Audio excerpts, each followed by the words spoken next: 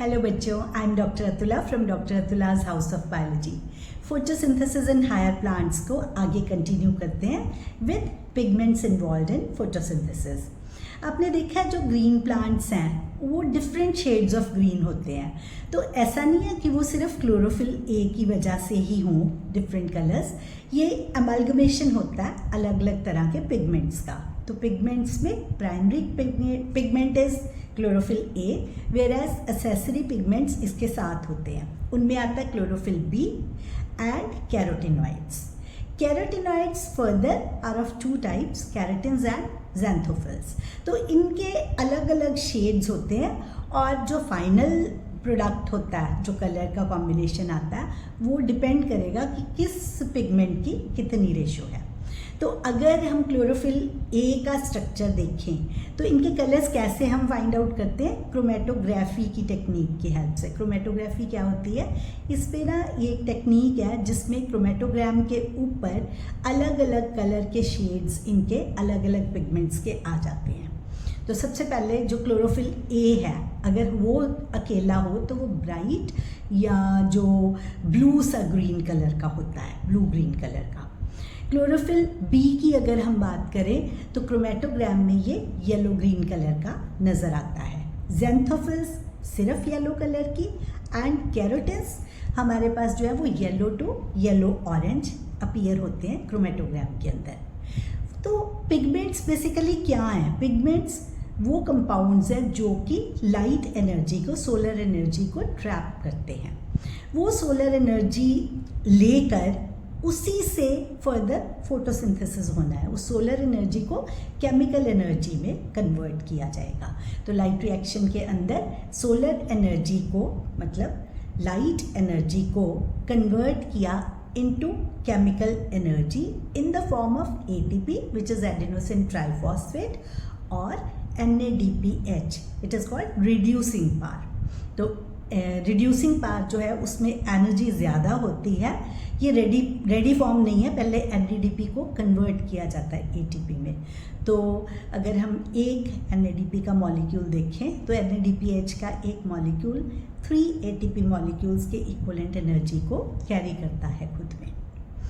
अब ये जो सारे पिगमेंट्स हैं ये अलग अलग वेवलेंथ ऑफ लाइट पे एब्जॉर्प्शन करते हैं।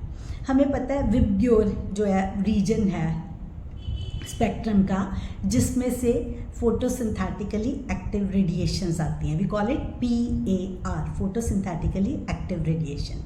रेंज होती है इसकी 400 से 700 नैनोमीटर्स। इसमें हर मॉलिक्यूल जो है पिगमेंट का वो अलग अलग वेवलेंथ पे उसकी पीक आती है। तो आप देख सकते हो दो पीक्स आ रही हैं। एक जो फर्स्ट पीक है वो 440 से 600 की रेंज में आ रही है, जो सेकंड पीक है वो अराउंड 660 नैनोमीटर्स आ रही है। मतलब एक ब्लू रीजन में और एक रेड रीजन में। तो सबसे ज़्यादा फोटोसिंथेसिस भी ब्लू और रेड रीजन्स में ही होता है। इससे इंडिकेट होता है कि जिन रीजन ऑफ वेवलेंथ्स में लाइट ज़्यादा एब्जॉर्ब करी गई है उन्हीं रीजन्स में जो है वो फोटोसिंथेसिस का रेट भी बढ़ेगा। तो इससे पहले भी हम बात कर चुके हैं एब्जॉर्प्शन एंड एक्शन स्पेक्ट्रम की। एब्जॉर्प्शन स्पेक्ट्रम मीन्स कि कितनी वेवलेंथ ऑफ लाइट किसी पर्टिकुलर पिगमेंट ने एब्जॉर्ब की, एब्जॉर्ब्ड वेवलेंथ ऑफ लाइट। उसके बाद जो एक्शन स्पेक्ट्रम है वो उस एब्जॉर्ब्ड वेवलेंथ पर कितना फोटोसिंथेसिस मीन्स कितना एक्शन किया, उस लाइट की एब्जॉर्प्शन के बाद कितना फोटोसिंथेसिस हुआ, that is called action spectrum. तो ग्राफ में ये देखा गया कि एब्जॉर्प्शन और एक्शन स्पेक्ट्रम एग्जैक्टली एक दूसरे की, जहाँ पीक्स आती थी वहीं फोटोसिंथेसिस का रेट भी ज़्यादा था। पर वो जो वेरिएशन है एब्जॉर्प्शन ऑफ लाइट की एंड एक्शन स्पेक्ट्रम की, इसीलिए थोड़ी वेरी करती है, क्योंकि जब एक्शन स्पेक्ट्रम होगा तो उसमें एसेसरी पिगमेंट्स की भी इन्वॉल्वमेंट होगी। जैसे एक प्राइमरी पिगमेंट हो गया क्लोरोफिल, उसके साथ जो एसेसरी पिगमेंट्स थे उन्होंने भी डिफरेंट वेवलेंथ ऑफ लाइट से लिया ना, जो लाइट एब्जॉर्ब की।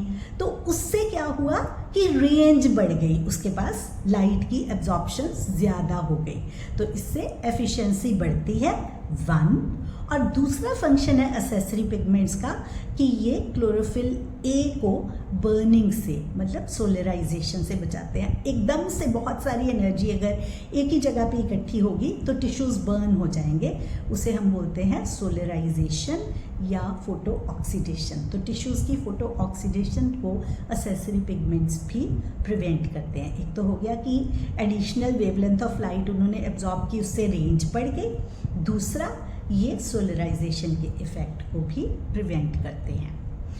तो इसके बाद हम बात करते हैं नेक्स्ट जो है वो है कि क्लोरोफिल जो लाइट एब्जॉर्ब करती है वो ब्लू और रेड रीजन में सबसे ज़्यादा लाइट एब्जॉर्ब की जाती है। तो क्लोरोफिल ए मेजर पिगमेंट हो गया जिसने कि ब्लू और रेड रीजन में ज़्यादा फोटोसिंथेसिस करना है। इसमें भी वैसे एक फर्दर थोड़ा सा डिटेल है, जैसे जो ब्लू लाइट है उसमें प्रोटीन्स का सिंथेसिस ज़्यादा होता है और जो रेड लाइट होती है वो कार्बोहाइड्रेट्स का ज़्यादा सिंथेसिस करती है। Now we talk about what is light reaction.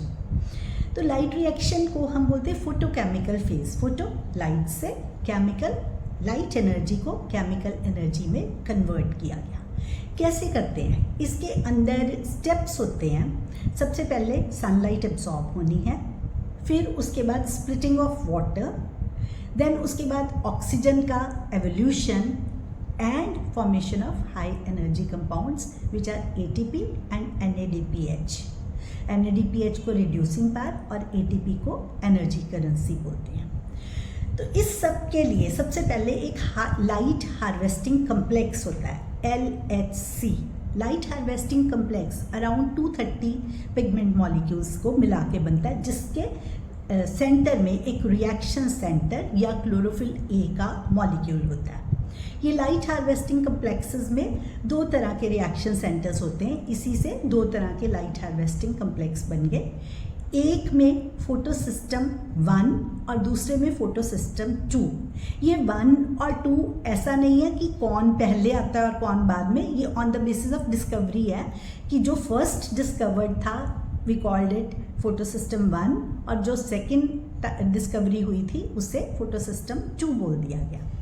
Photo system 1 में रिएक्शन सेंटर पर जो क्लोरोफिल है ए है उसकी एब्जॉर्प्शन P700 मतलब 700 नैनोमीटर्स पर उसका एब्जॉर्प्शन पीक का जो मैक्सिमा है, एब्जॉर्प्शन मैक्सिमा वहाँ पर आता है। जो P680 वाला है मतलब रिएक्शन सेंटर 2 PS2 जो है उसके अंदर क्या है कि एब्जॉर्प्शन मैक्सिमा 680 नैनोमीटर्स पर आता है। That's why we call it PS1 and PS2 में PS1 में P700 एंड PS2 में P680। तो अब जो लाइट हार्वेस्टिंग कम्प्लेक्स है रिएक्शन सेंटर के बाद उसमें बहुत सारे एंटेनी होते हैं। तो एंटेनी जो हैं वो जैसे सारी वेवलेंथ ऑफ लाइट को वो ट्रैप कर रहे हैं, लाइट को रिसीव करके वो मेन क्लोरोफिल ए मॉलिक्यूल को रिएक्शन सेंटर को सारी एनर्जी ट्रांसफ़र कर देते हैं। अब जब बहुत सारी एनर्जी मिल जाती है क्लोरोफिल ए को तो वो एक्साइटेशन की स्टेट में इलेक्ट्रॉन आ जाते हैं और 2 इलेक्ट्रॉन्स एक्सपेल होते हैं लाइट हार्वेस्टिंग कम्प्लेक्स से। जो पहले सिस्टम वर्क करता है वो है हमारे पास PS2। तो PS2 से जब एक्साइटेशन होकर इलेक्ट्रॉन्स जाते हैं वो प्राइमरी एक्सेप्टर के पास। प्राइमरी एक्सेप्टर जब इलेक्ट्रॉन्स रिसीव करता है तो वहाँ से इलेक्ट्रॉन्स अपनी डाउनहिल जर्नी स्टार्ट कर देते हैं। बीच में क्या है, इलेक्ट्रॉन ट्रांसपोर्ट चेन है, सिस्टम है, वो सिस्टम के हिसाब से डाउनहिल जर्नी स्टार्ट होती है। क्योंकि डाउनहिल जर्नी है इसलिए इस प्रोसेस में ATP या एडेनोसिन ट्राइफॉस्फेट रिलीज हो जाता है। लेकिन ये जो इलेक्ट्रॉन ने अपनी जर्नी स्टार्ट की थी PS2 से, वो वापस PS2 में आने के बजाय अपने इलेक्ट्रॉन्स को PS1 में ट्रांसफ़र कर देता है। अब जो PS1 में ये इलेक्ट्रॉन्स आ गए उनको रिप्लेनिश करने के लिए, PS2 में तो कमी हो गई ना इलेक्ट्रॉन्स की, उसको रिप्लेनिश करने के लिए PS2 फोटोलिसिस ऑफ वाटर करता है. What is photolysis? Photo light, lysis splitting, पानी की splitting in the presence of sunlight. इसमें चाहिए होते हैं Mn, Cl और Ca. उनकी प्रेजेंस में जो H2 है वो 2 इलेक्ट्रॉन्स, 2 प्रोटॉन्स और नेसेंट ऑक्सीजन रिलीज करती है. तो वाटर के 2 मॉलिक्यूल्स से 4 protons, oxygen and 4 electrons release होते हैं अगर हम बैलेंस करें इक्वेशन को. अब ये जो स्प्लिटिंग ऑफ वाटर हुई, इसमें से जो इलेक्ट्रॉन्स निकले वो इलेक्ट्रॉन्स ने जाकर रिप्लेस कर दिया उन इलेक्ट्रॉन्स को जो PS2 ने PS1 में भेज दिए थे. इलेक्ट्रॉन्स रिप्लेस हो गए लेकिन अभी भी प्रोटॉन्स पड़े हुए हैं. अब जैसा PS2 का सिस्टम है वैसा ही PS1 का सिस्टम है. उसी तरह से एसेसरी पिगमेंट्स ने क्लोरोफिल A को लाइट ट्रांसफ़र की. एंटीनी जो थे सारे उन्होंने लाइट ट्रांसफ़र की. क्लोरोफिल A ऑफ PS1 ने भी इसी तरह से इलेक्ट्रॉन्स एक्साइटेड स्टेट में आके एक्सपेल कर दिए जो कि प्राइमरी एक्सेप्टर के पास चले गए. प्राइमरी एक्सेप्टर से वो इलेक्ट्रॉन्स इलेक्ट्रॉन ट्रांसपोर्ट सिस्टम के थ्रू होते हुए वापस PS1 में आ गए. तो you have to understand this thing. PS1 में जो इलेक्ट्रॉन जहाँ से गया था उसी जगह पर वापस आ गया, उसी रिएक्शन सेंटर पर वापस आ गया. That's why we call it cyclic reaction. क्योंकि इस प्रोसेस में ATP का सिंथेसिस हो रहा है and light is also present here. Light की प्रेजेंस में ATP का सिंथेसिस हो रहा है. That's why we call it photo means light, phosphorylation synthesis of ATP. तो इससे हम क्या कंक्लूड करते हैं कि फोटो सिस्टम 1 में साइक्लिक फोटोफॉस्फोरिलेशन हो रहा है. फोटो सिस्टम 2 में क्योंकि जो इलेक्ट्रॉन जहाँ से चला था वहाँ पर वापस नहीं आया, वहाँ से वो PS1 में चला गया, इसीलिए this is called non cyclic photophosphorylation. तो नॉन साइक्लिक फोटोफॉस्फोरिलेशन में जो इलेक्ट्रॉन वॉज लॉस्ट उसे कंपनसेट किया फोटोलिसिस ऑफ वाटर से, वाटर स्प्लिटिंग से. तो इसमें क्या होता है, अब फोटोलिसिस ऑफ वाटर में इलेक्ट्रॉन्स ने तो रिप्लेस कर दिया, जो प्रोटॉन्स बच गए वो फोटो सिस्टम 1 में एक रिडक्टेज एंजाइम होता है, उसकी प्रेजेंस में NADP को NADPH में कन्वर्ट कर देते हैं. NADP is nicotinamide adenine di nucleotide phosphate. उसकी रिड्यूस्ड फॉर्म में कन्वर्ट कर दिया. तो इसे NADPH को रिड्यूसिंग पार बोला जाता है. जैसे हमने पहले डिस्कस किया था कि ये 3 ATP के इक्वलेंट होता है 1 NADP. इसका मतलब क्या है, क्वेश्चंस कैसे फ्रेम होंगे. वाटर स्प्लिटिंग किस में होती है, कौन से फोटो सिस्टम में. PS1 और PS2 के क्या डिफरेंसेस है. साइक्लिक फोटोफॉस्फोरिलेशन कहाँ हो रहा है, नॉन साइक्लिक फोटोफॉस्फोरिलेशन कहाँ हो रहा है, साइट इनका क्या है. किस में सिर्फ ATP बन रहा है और किस में ATP एंड NADPH दोनों बन रहे हैं. तो कैसे है थोड़ा डिस्कस करते हैं. NADPH तभी फॉर्म होगा जब PS1 एंड PS2 दोनों एसोसिएशन में काम करेंगे. अकेला ATP का सिंथेसिस होगा when a single photo system is involved. Oxygen evolution तभी होगी जब PS2 एफिशिएंटली काम करेगा. रिप्लेनिशमेंट PS2 की भी तभी हो पाएगी अगर वो फोटोलिसिस ऑफ वाटर होगा.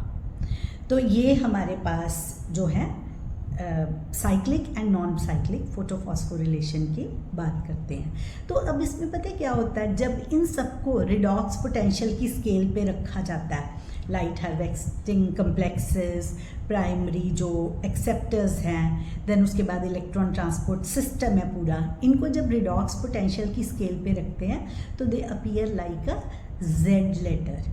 इंग्लिश का जो लेटर है Z, तो उससे रिजेंबल करते हैं. That's why we call it Z scheme. Light reaction को बोला जाता है. तो इसी चीज़ को, ये जो हमने सारा इकट्ठा किया, इसी को बुक में डिफरेंट टॉपिक्स के हेडिंग्स में दिया हुआ है। अगर आपको ये सारा प्रॉपरली अंडरस्टैंडिंग हो गई है तो I think you will be able to do these topics. तो इसमें क्या क्या टॉपिक्स हमारे कवर हो गए हैं, इतना करने से हमने कवर कर लिया what is light reaction, electron transport, उसके बाद splitting of water and then cyclic and non cyclic photophosphorylation. इस वीडियो में इतना ही।